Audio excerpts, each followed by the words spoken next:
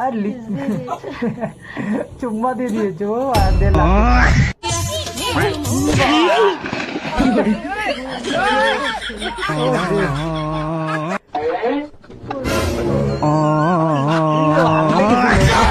হাগার পরে ছুটিও করা হয়েছে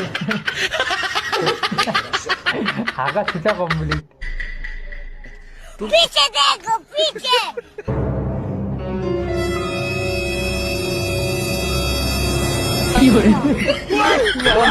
অবস্থা